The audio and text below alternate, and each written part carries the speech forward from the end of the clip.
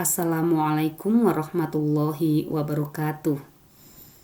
Selamat pagi anak-anakku, selamat berjumpa kembali dengan Bu Yani dalam pembelajaran Al-Quran Hadis.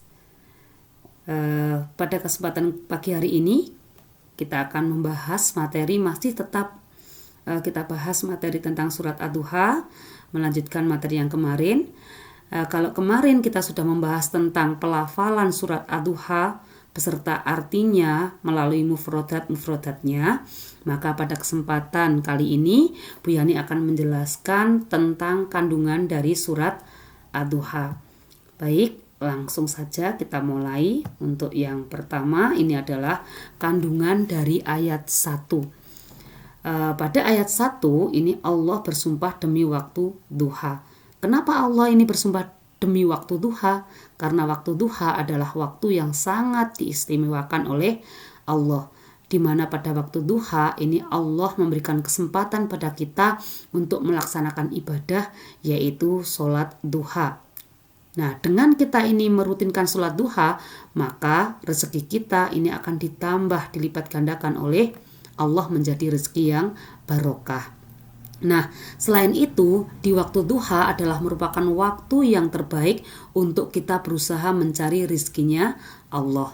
Oleh karena itu, Allah bersumpah demi waktu duha. Kemudian pada ayat yang kedua, ini Allah bersumpah demi waktu malam. Kenapa Allah bersumpah demi waktu malam?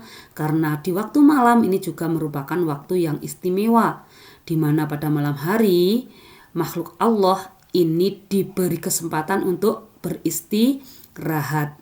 Dan pada sepertiga malam yang terakhir ini adalah Allah memberikan keistimewaan, di mana seseorang ini dianjurkan untuk melaksanakan qiyamul lail. Nah, yang sering kita kenal dengan sholat tahajud. Kenapa kita disuruh melaksanakan sholat tahajud? Karena dengan sholat tahajud maka kita derajatnya akan diangkat setinggi-tingginya oleh Allah Subhanahu wa Ta'ala. Maka waktu malam ini juga merupakan waktu yang dijadikan sebagai sumpah oleh Allah. Kemudian untuk ayat yang ketiga ini adalah Allah berfirman bahwa adanya jeda waktu turunnya wahyu dalam waktu yang lama ini bukan berarti Allah marah dan benci kepada Nabi Muhammad, tapi justru ini adalah hanya sebagai penguji bagi Nabi Muhammad, penguji kesabaran Nabi Muhammad. Dan ternyata Nabi Muhammad ini bisa melewatinya dengan baik. Nah, kemudian pada ayat yang keempat ini Allah menjelaskan bahwa hari akhir itu lebih baik dari permulaan. Maksudnya apa? Maksudnya adalah Allah memberikan motivasi pada Nabi Muhammad dan umatnya agar dalam meneruskan perjuangannya kelak pasti akan menuai keberhasilan. Jadi dengan kita berusaha keras, maka kita akan menuai keberhasilan yang gemilang.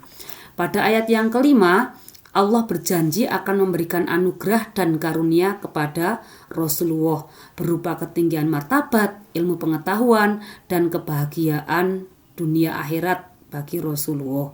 Dan tentunya ini berimbas pada umat-umat Rasulullah. Kemudian untuk kandungan ayat yang ke-6 ini adalah Allah menjadikan Rasulullah lahir dalam keadaan yatim.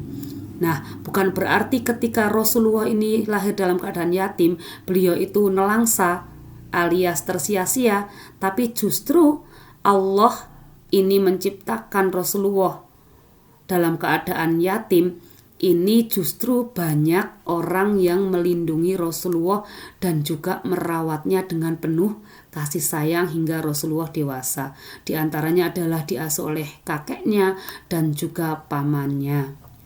Nah, kemudian pada ayat yang ke-7 Allah memberikan petunjuk pada Nabi Muhammad di saat beliau dalam keadaan bingung, yaitu berupa wahyu. Baik anak-anakku, untuk selanjutnya adalah kandungan dari ayat yang ke-8. Di ayat ini Allah memberikan kecukupan pada Nabi Muhammad di saat beliau dalam keadaan miskin alias tidak memiliki apa-apa, yaitu melalui perantara istri beliau tercinta yaitu Khadijah radhiyallahu anhu. Baik anak-anakku, untuk selanjutnya kita akan lanjut ke kandungan ayat yang ke-9, yaitu Allah memerintahkan kepada kita semua untuk senantiasa peduli sosial. Lah, dengan apa caranya? Yaitu dengan cara kita menyantuni anak yatim. Kita tidak boleh berlaku sewenang-wenang terhadap anak yatim. Kemudian ayat yang ke-10, ini adalah Allah menyuruh kepada Nabi Muhammad dan umat-umatnya untuk tidak berlaku sewenang-wenang dan tidak menghardik terhadap peminta-minta. Justru kita harus menaruh kasih sayang dan memberi kepada para peminta-minta untuk meringankan beban mereka. Baik, kemudian untuk ayat yang terakhir, ini adalah Allah memerintahkan umat Islam agar senantiasa mensyukuri segala nikmat yang diberikan oleh Allah dengan tindakan nyata dalam kehidupan kita sehari-hari. Lah, salah satu contohnya adalah dengan cara bersedekah.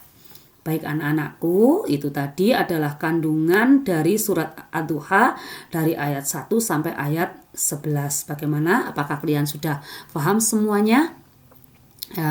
Jikalau kalian semua sudah paham, maka untuk yang terakhir kalinya Bu Yani akan memberikan evaluasi, yaitu yang pertama adalah evaluasinya, silahkan kalian tuliskan surat Ad-Duha ayat 1 sampai 11 beserta artinya di buku tugas campuran. Kemudian yang kedua ini adalah silahkan kalian kerjakan latihan soal LKS Fokus halaman 137 sampai 138 di link yang ada di bawah ini. Baik anak-anakku, kiranya cukup sekian materi yang Bu Yani sampaikan. Kurang lebihnya mohon maaf. Saya akhiri. Wassalamualaikum warahmatullahi wabarakatuh.